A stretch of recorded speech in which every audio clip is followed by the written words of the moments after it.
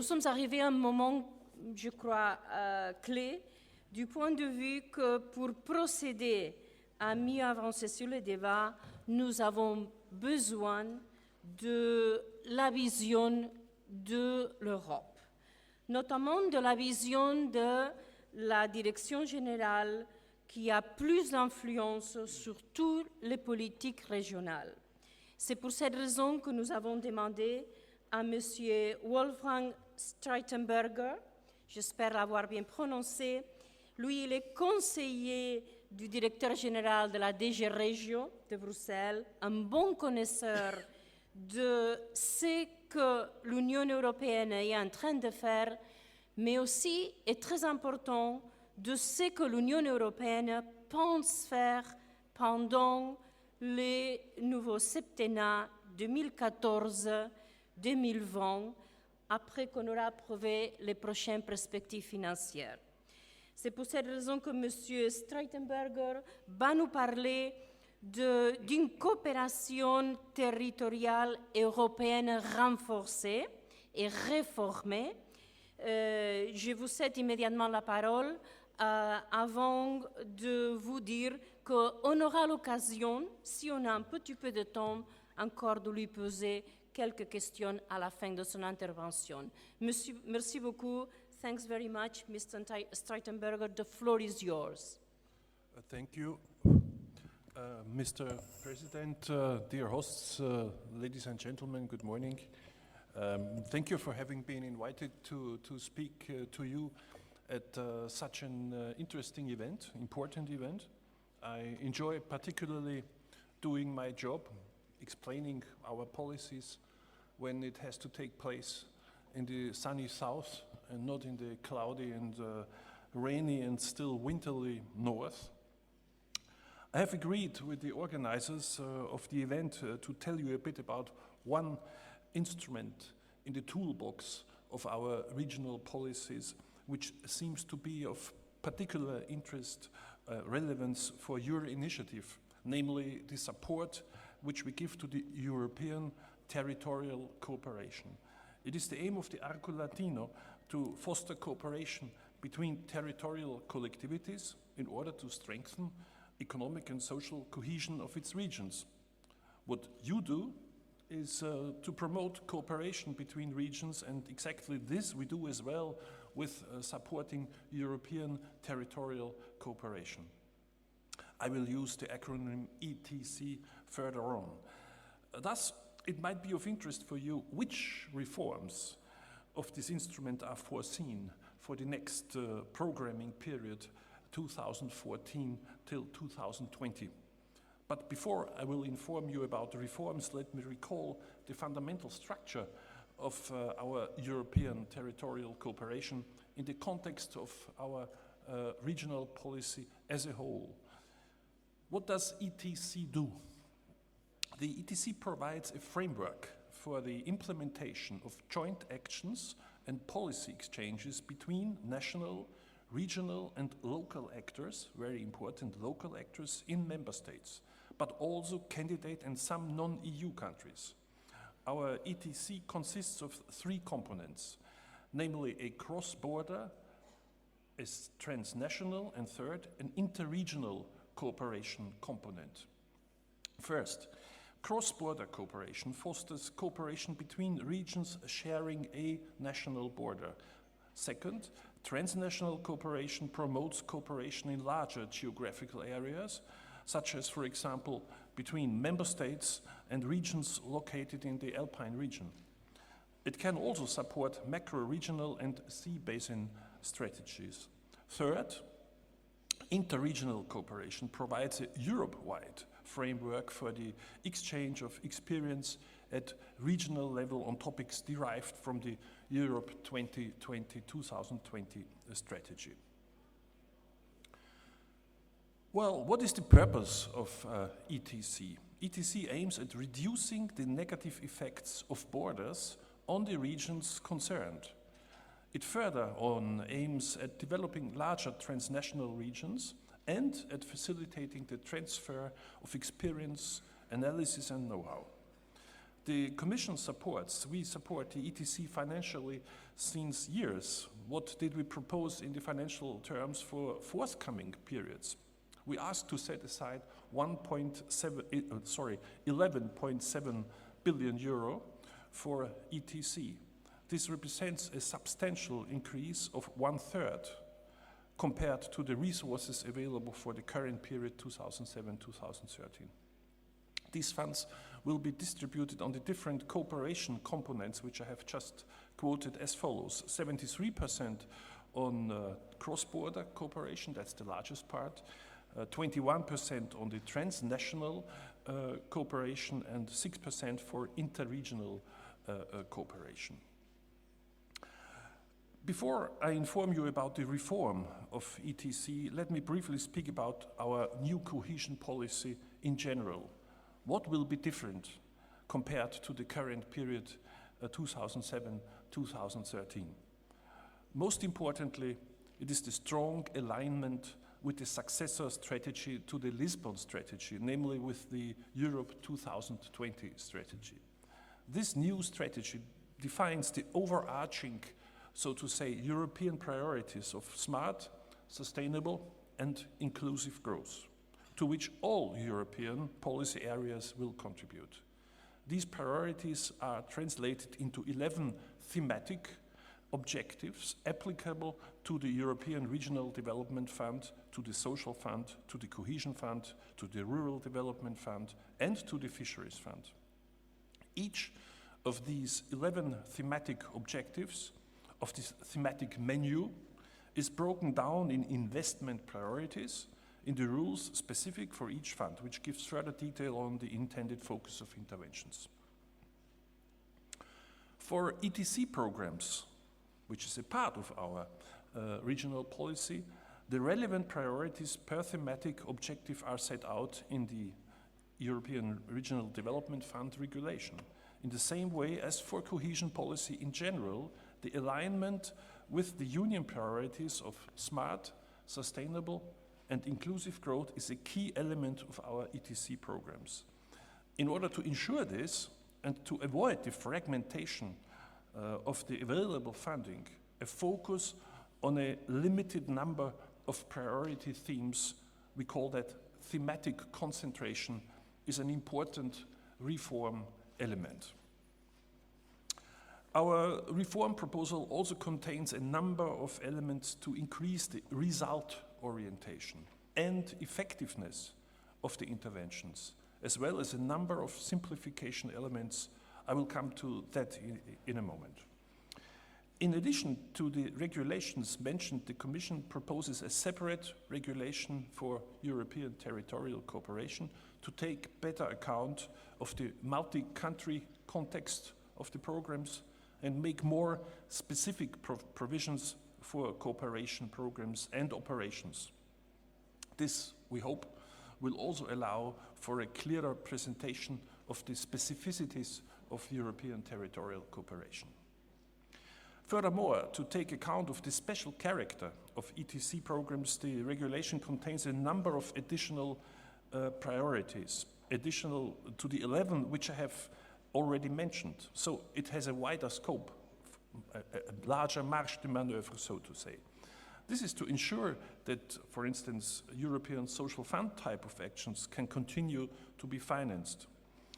The separate ETC regulation seemed to be also a necessary basis for continuing legal and administrative cooperation between citizens and institutions, and to give support to the development and implementation of the so-called macro-regional strategies.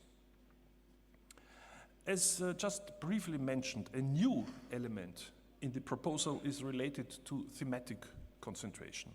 With this, we want to improve the strategic focus of programs and their result orientation. In order to ensure the necessary focus of available financial resources, cross-border and transnational programs will have to choose 4 thematic objectives from this catalogue of 11 objectives of the thematic menu. These have then to be linked to corresponding investment priorities and interventions, where cooperation will yield most added value. Let me come to another reform element, namely the strengthening of the strategic element. We, the Commission, propose to reinforce the strategic link between ETC programs and other regional national programs and sectorial policies which still exist, apart from our union policies, by integrating cooperation aspects more firmly in the strategic documents. Our reform proposal foresees the establishment of a so-called common strategic framework that will define key actions for each of the funds which are available. It will also establish priority areas for cooperation, setting out where cooperation activities are specially needed for the achievement for European objectives. This also takes into account the perspectives of macro-regional strategies as appropriate. On the basis of this common strategic framework, which will be negotiated in the next years, the Commission will adopt so-called partnership agreements with each member state, which will give an overview about the implementation of the funds in each member state. The partnership contract will also set out the main priority areas for cooperation, which is particularly important to demonstrate complementarity between cooperation actions and actions taken under national, regional programs, which still exist. Again, the macro-regional approaches are taken into account. In addition, elements of complementarity between our programs, Regional Development Fund, Social Fund, etc., and other cooperation programs operating in the same area are also part of the programming documents. This will improve coherence of EU policies as a whole and promote synergies, hopefully, among different policy fields and instruments. By the way, selection criteria have been defined more strictly to ensure that funding is allocated to genuinely joint cooperation activities. The Commission will soon adopt the list of program areas to reach support. This list will largely be based on existing program areas, but leave room for adjustments where the need arises. We have already encouraged member states and managing authorities to reflect about program performance thus far, including whether changes in program geography would be useful.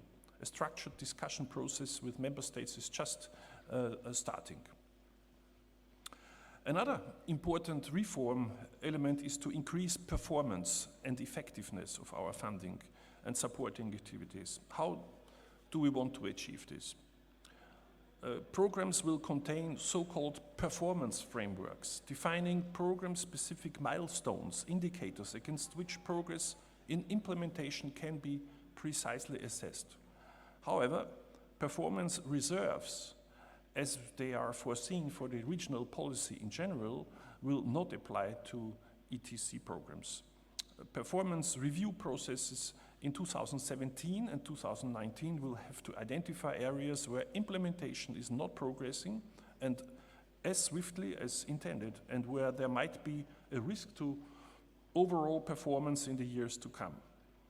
Where programs fall short of their milestones, Commission and Member States should together agree on the necessary means to put implementation back on track. In order to provide efficiency also of our ETC, the delivery system will be streamlined. Let me quote some measures, not all, there is a number of more detailed measures.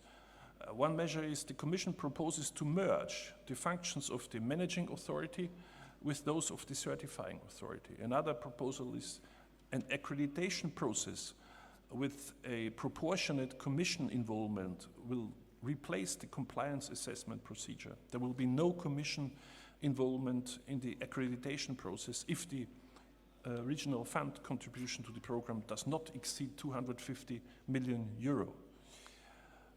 There are some further streamlining measures which probably I can discuss later, but for the moment I just indicated these two.